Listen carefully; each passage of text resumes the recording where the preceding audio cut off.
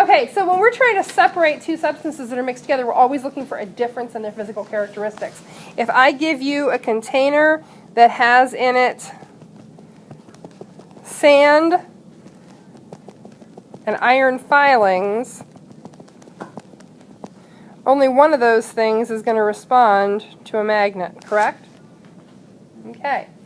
Because they have a difference in a physical characteristic, which is their magnetic attractiveness. When you look at substances that you want to separate, and I'm going to generically make substance A, B, and C. If we look at boiling point and substance A boils off at 87 degrees Celsius, higher or lower than the boiling point of water? Lower. Substance B boils off at 315 degrees Celsius, and substance C boils off at 318 degrees Celsius. Does this present any options for us in terms of separating A from the other two? Would it be fairly easy to take that mixture to 90 degrees Celsius, making sure that we've boiled off all of A? Now that doesn't allow us to capture A, mind you. You know, that still means we're losing A as vapor, which somebody had asked about. In some cases that's acceptable. In some cases we want to capture them all. If we wanted to capture the vapor from A, we could do that, but it's just a little bit more complicated. Would it be easy to separate B and C by boiling? No, because it means you're going to have to take that to exactly something like 316 or 317. There's a real chance that you'll lose some particles of one without getting rid of all the particles of the other. That's not enough of a difference to allow for a good option for separation. You want good, significant difference. So the last column being solubility of water. Yes, yes, no. Can we separate B and C based on solubility? Yeah, we can. So if we looked at that on a flow chart, what would that look like? Well, let's play that out. So we're starting off with A and B and C all together, and we know that we want to do something to separate C off, and what we're going to do is heat. What are we going to heat it to? Anything that's at least a degree or two above the boiling point of A. So we could say heat to 90 degrees Celsius. That should get rid of all of our A, and there's no risk that B or C are going to boil off. So then we're going to end up with two different things. What's going to be left in our container? B and C. What's going to be boiled off? We're going to get A, and we would typically say, well, we would get A vapor.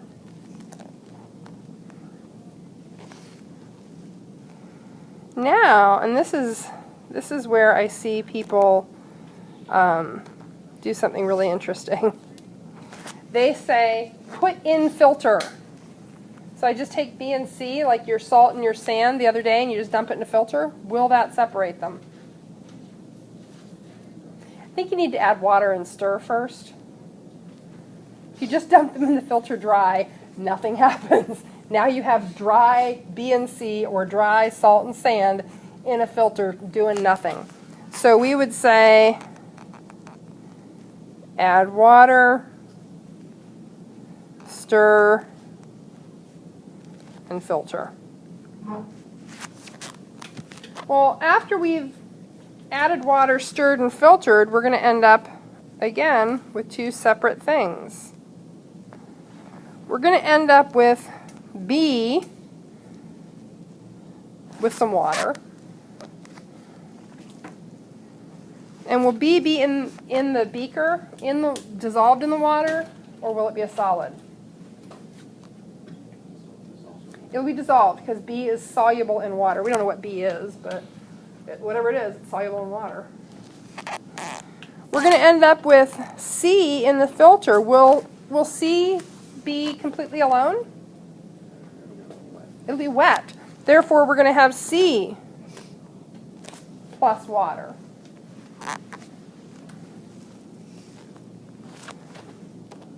I'm going to have to shrink this down one more time.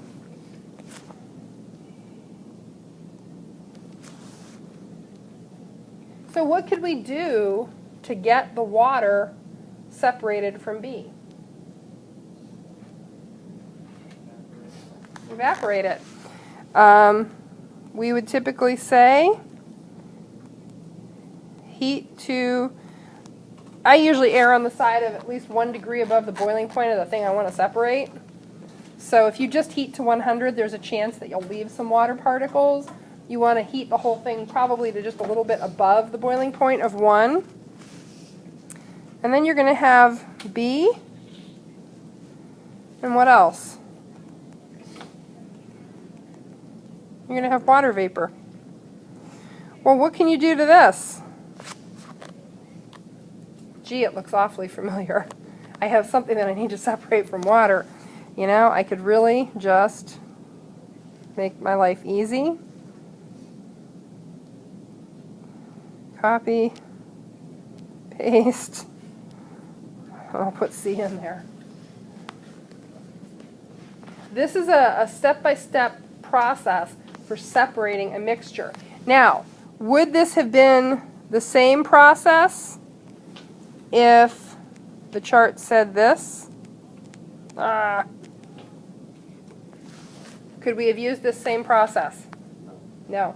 We would have had to find something else because we're always looking for a difference. So let's go ahead and at this point, let's see. Okay, does this help with the flow chart in the pre-study if you did not have it before? Okay.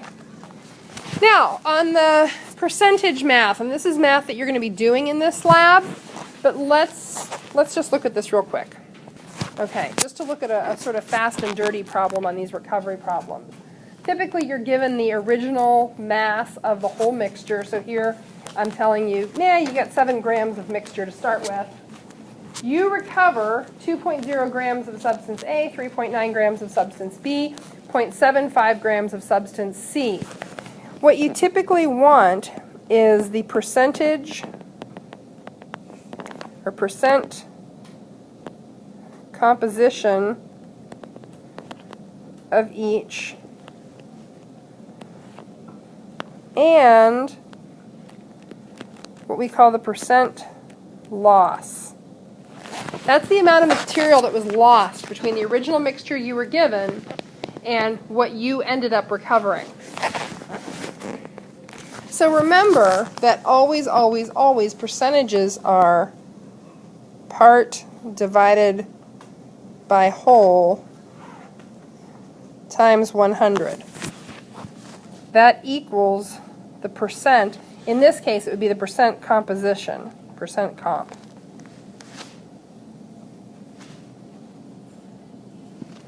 So for A, and I would set my calculations up like this, I have 2.0 grams of A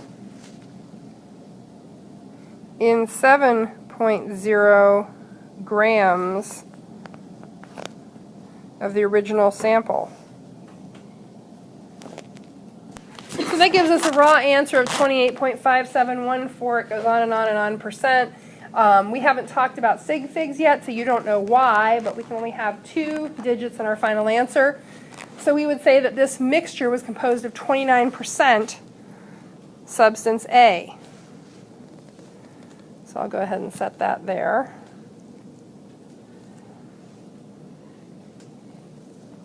I'll shrink some of this up a little bit more.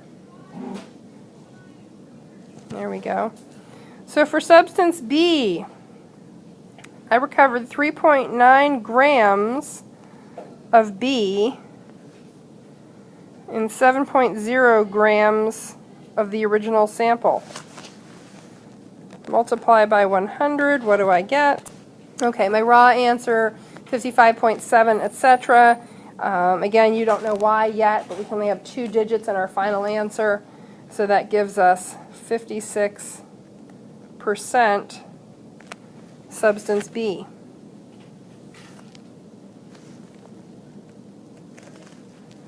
I'm going to stack that right over there. And then for substance C, which seems to be sort of the runt of the litter, we didn't have very much of substance C. We'll go ahead and set it up. For C, we had 0.75 grams of C in 7.0 grams of the original sample. So a raw answer is 10.714, etc. Again, you don't know why yet, but you can only have 2 digits in your final answer. So you would say that you had 11% C. Now, here's what people want to do. They want to add up their percentages and subtract them from 100. Don't do that. Do not do that. That's how everybody does it the first time. After I go, roar, you'll never do that again. So, to find the percent lost, you need to do this.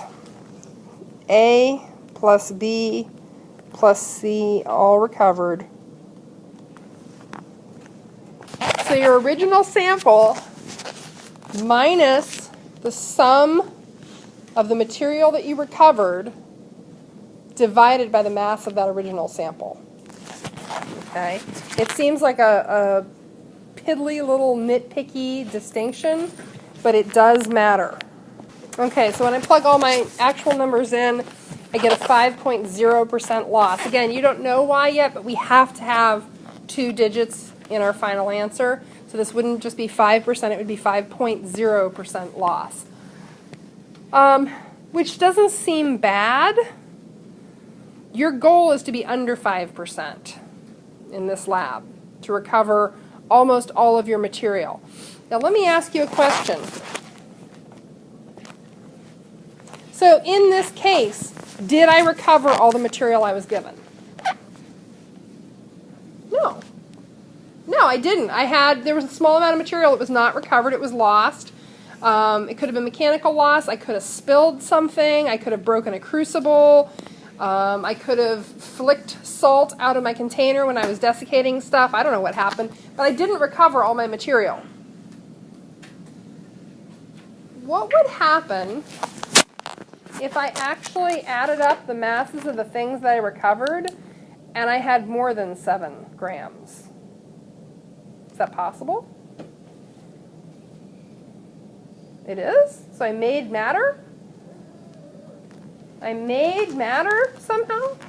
I magically have more material when I finish than I started with? Huh? Oh, if I had a measurement error. Yeah. So we call that a negative percent loss, and it means you magically gained material. You can't actually gain material. But it's not terribly uncommon to have it look like you did. So, measurement error in the beginning or measurement error somewhere along is one way. Talk at your table right now for a second. How else could you appear to have gained material? Talk to one another. Think about the steps in that separation we looked at.